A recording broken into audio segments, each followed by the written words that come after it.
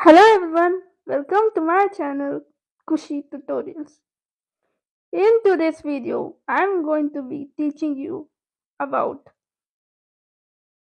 class 8 chapter from social science civics, that is understanding marginalization and confronting marginalization. So let's get started. So guys, firstly, let me make you understand what is marginalization in simple terms. Marginalization means treating a person as unimportant,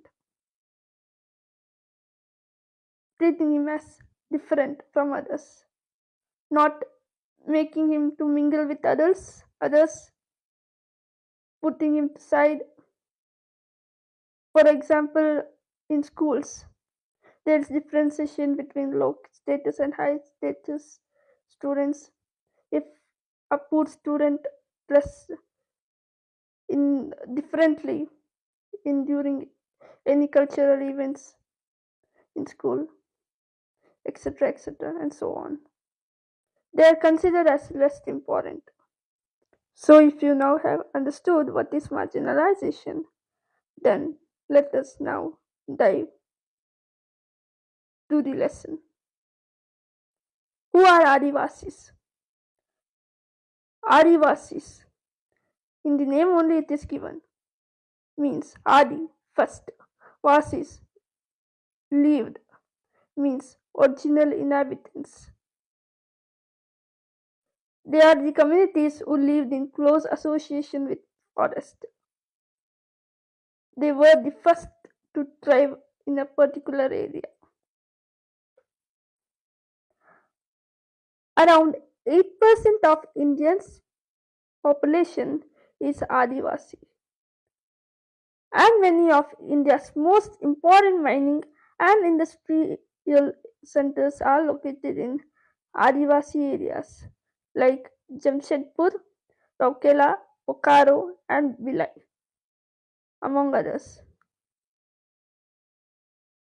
So Adivasi's population is less,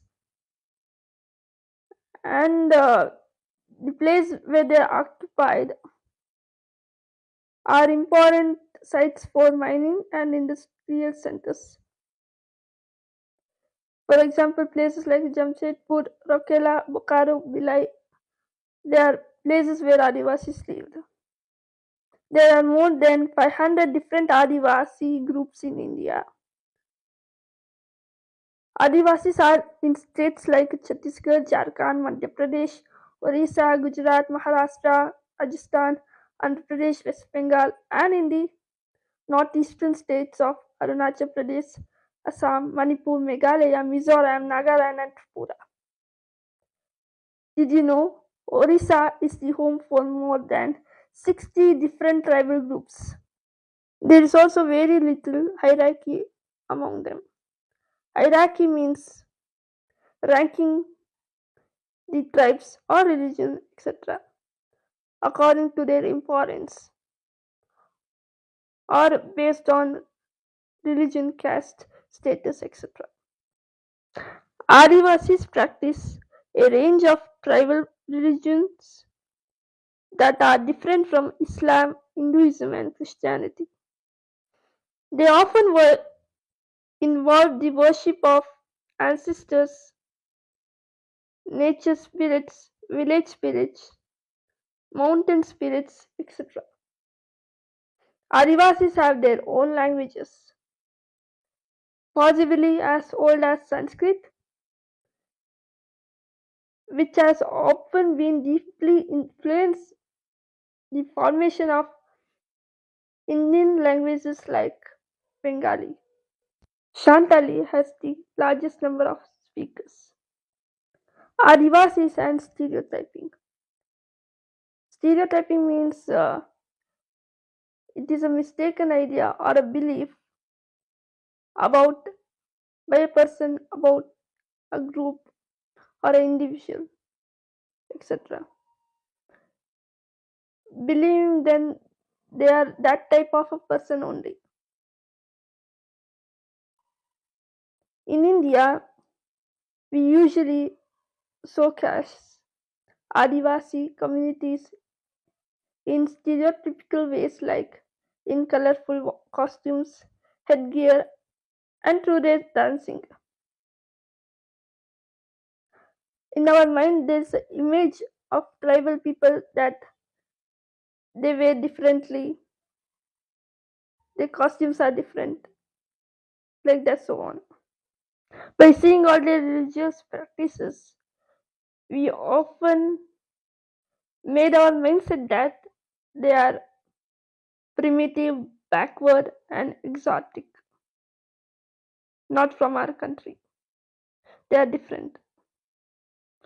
Often, Adivasis are blamed for their lack of advancements, and they are believed to be resistant to change to new ideas. Adivasis and development. As you guys know, forests were absolutely crucial for the development of all empires and settled civilizations in India. Metal ores like iron, copper, gold, silver, coal, and diamonds, invaluable timber, most medicinal herbs, and animal products like wax, like honey, all came from forest. In addition, the continuation of life dependent depended heavily on forest. They help to recharge many India's rivers as they are becoming declining day by day. It is affecting our quality of air and water. Forest covers the major part of our country. Till the 19th century, and the Adivasis had a deep knowledge how to access it, how to control over most of the tracks, at least till the mid 19th century. Adivasis today are somewhat marginalized and powerless communities. In the pre colonial world, before the entrance of British, they were traditionally working as hunter gatherers and nomads. Nomads means animal herders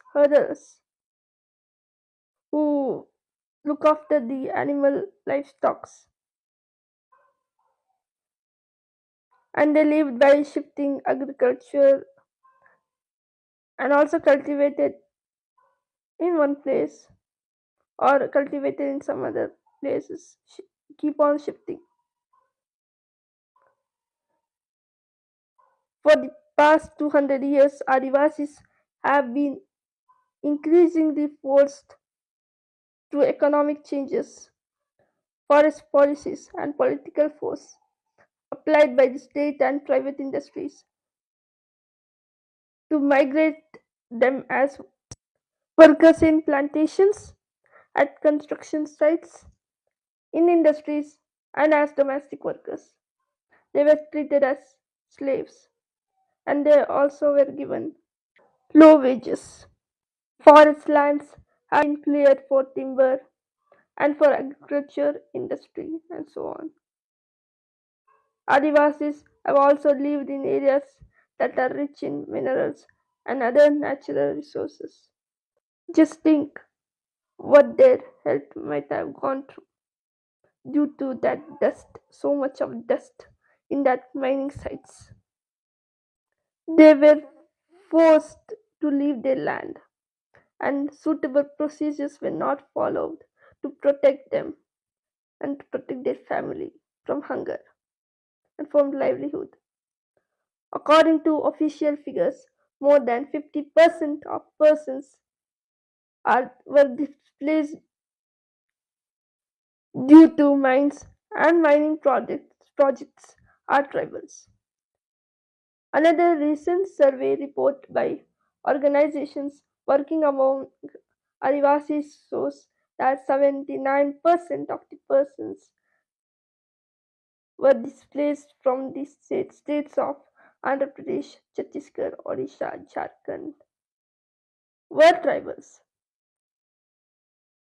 used tracts of their lands have also gone under the waters of hundreds of dams that have been built in independent India. In the northeast, the lands remain highly militarized and war-torn. Losing their lands and access to forest means that tribes lose their main sources of livelihood and food. Adivasis, with no other options, have migrated to cities in search of food where they are employed for low wages in local industries or at building or construction sites. They thus get caught in a cycle of poverty, means they are poor and deprived from nutrition, hunger in their family. 45% of tribal groups in rural areas and 35% in urban areas live below the poverty line, means they are poor. They took our farming lands. They left some houses. They took the cremation grounds, temple, well, and pond. How will we survive?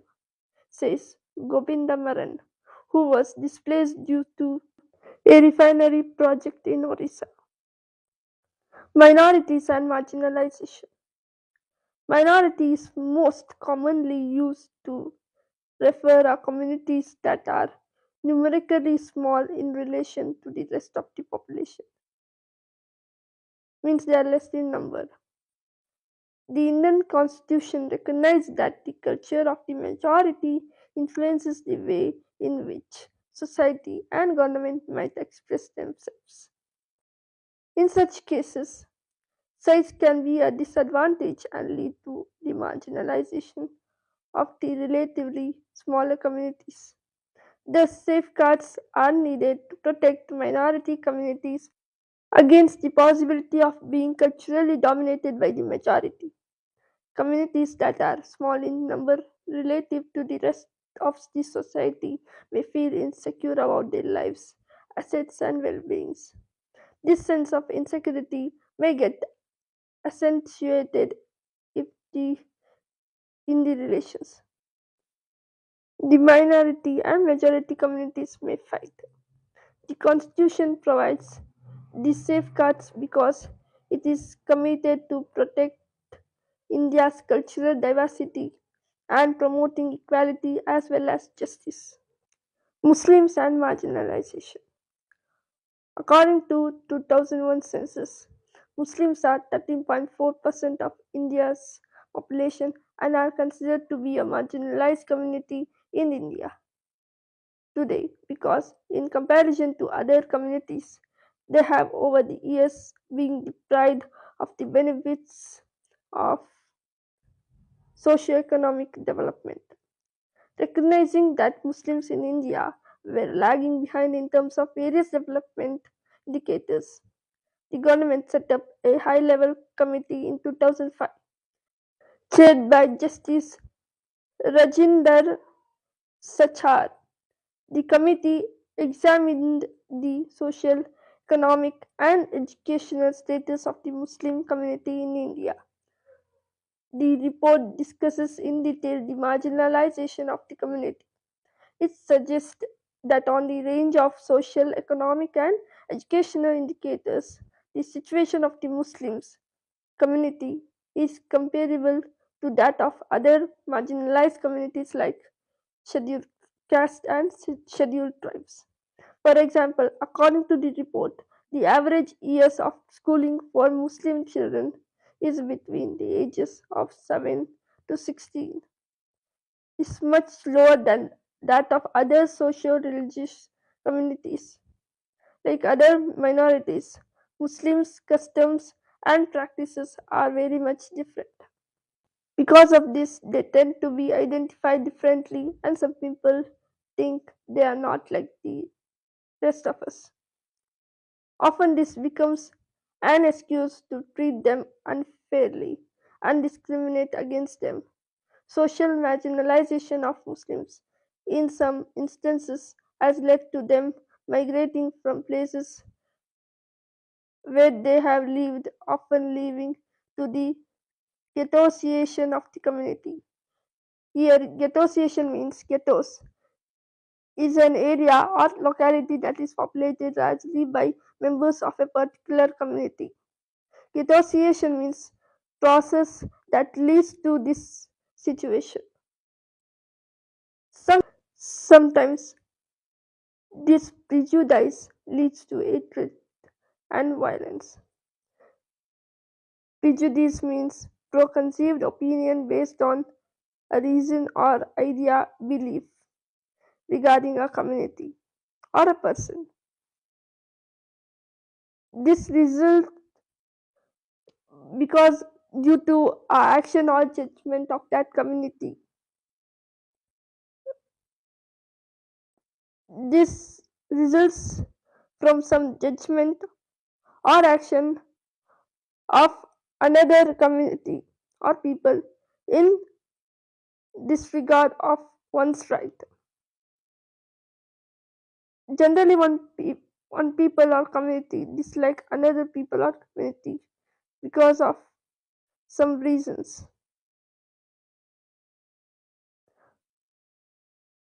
For example, women don't want to join a job where there is more of traveling work.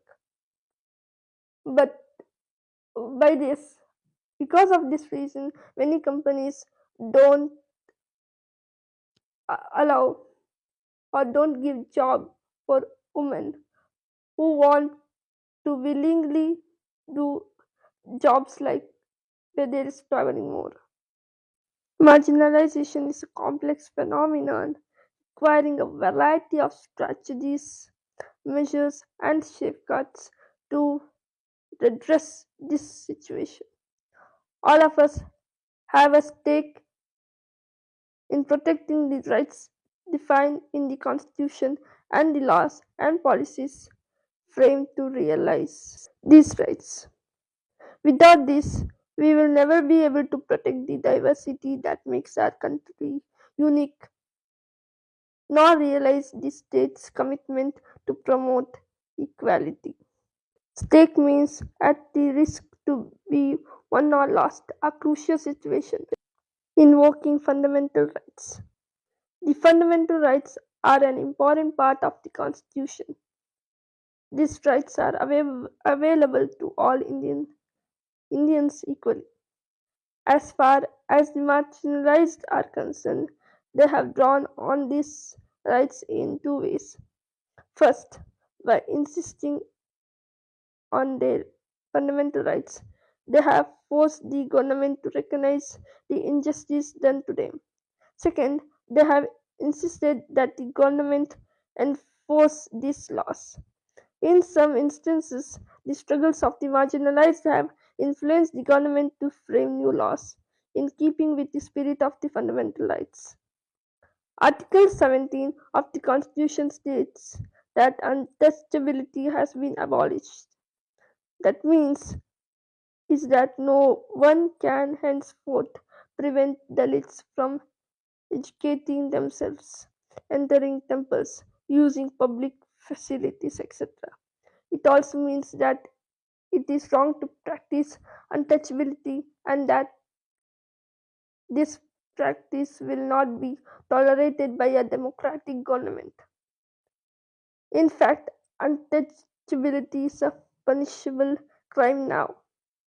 There are other sections in the Constitution that help to strengthen this argument against untouchability. For example, Article 15 of the Constitution notes that no citizen of India shall be discriminated against on the basis of religion, race, caste, sex, etc.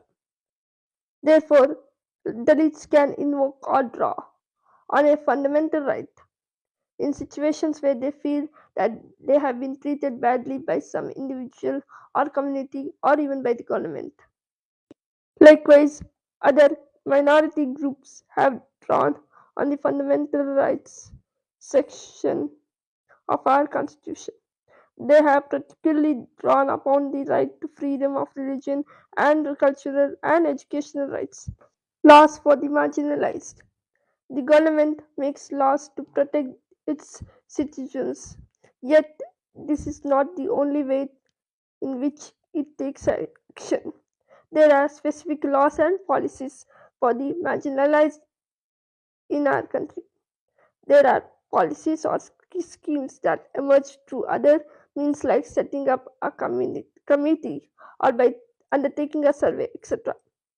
The government then makes an effort to promote such policies in order to give opportunities to specific groups, promoting social justice. Promoting social justice. As a part of an effort to implement the Constitution, both state and central governments will create specific schemes for implementation in tribal areas or in areas that have a high Dalit population. For example, the government provides for free or subsidized hostels for students of Dalits and Adivasis communities so that they can avail of education facilities that may not be available in their localities. There is also another scheme like midday meal, where the students are given freshly cooked food during afternoon, and they are also given milk, etc. The government also operates through laws to ensure that concrete steps are taken to end inequity in the system. One such law or policy is the reservation policy that today is both significant and highly contentious. The laws in which reserve seats in education for Dalits and Adivasis. Confronting marginalization. Confronting means fight or deal against marginalization. Adivasis, Dalits, Muslims, women, and other marginal groups argue that they simply by being citizens of a democratic country, they possess equal rights that must be respected. Many among them look up to the Constitution to address their concerns. The Constitution of India is something that marginalized groups invoke in the course of their struggles. As part of this, the government's effort to formulate policies to promote the access of these groups to get facilities is improving. Protecting the rights of Dalits and Adivasis. In addition to policies, our country also has specific laws that guard against the discrimination and exploitation of marginalized communities. Here is one example. The village of Jakmalgur are gearing up for a big festival. Once in 5 years, the local deity is honored and priests from 20 neighboring villages come to this 5 day event. The ceremony begins with a member of the Dalit community washing the feet of all the priests and then bathing in the water used for this. In Jakmalgur, the person who performed this task belonged to Ratnam's family. His father and grandfather had both performed the same task before him. Though they were never allowed to enter the temple, this ritual was viewed as a great honor bestowed on this special occasion. Now it was Ratnam's turn. Ratnam was all of 20 years, studying engineering in a nearby college. He refused to perform the ritual. He said that he had no faith in this practice and that his families were forced to perform this ritual because they were Dalits. Ratnam's refusal angered both the powerful caste in the village and some families own from his own community. The powerful caste were shocked that such a young boy had the guts to refuse. They believed that it was Ratnam's education which allowed him to imagine that he could start comparing himself with them. Those from Ratnam's own caste were fearful of angering the powerful. Many worked on their fields as daily wage laborers. The powerful caste decided to teach Ratnam a lesson.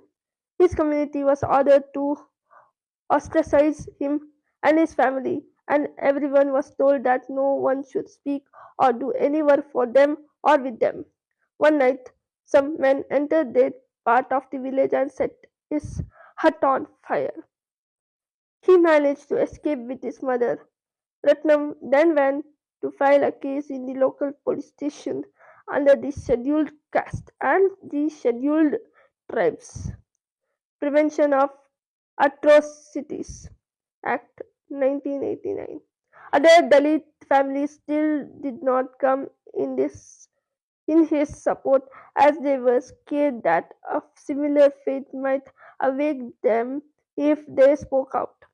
The case was picked up by the local media that led to many journalists visiting the village. Ratnam was written about as the symbol of Dalit action. The ritual was called off, but his family was forced to move out as they continued to be ostracized by the powerful caste in the village. Prevention of Atrocities Act 1989.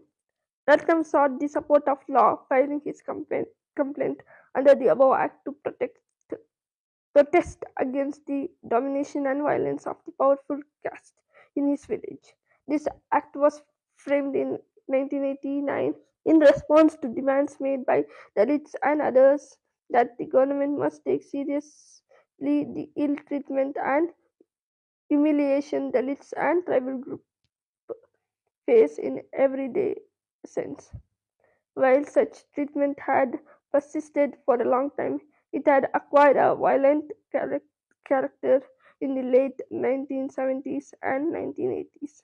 During this period, in parts of the southern India, a number of assertive Dalit groups came into being and asserted their rights. They refused to perform their so called caste duties and insisted on being treated equally. Like Ratnam, they refused to follow practices located in the humiliation and exploitation of Dalits. This resulted in the more powerful caste unleashing violence against them. In order to indicate to the government that untouchability was still being practiced and in the most hiddenous manner.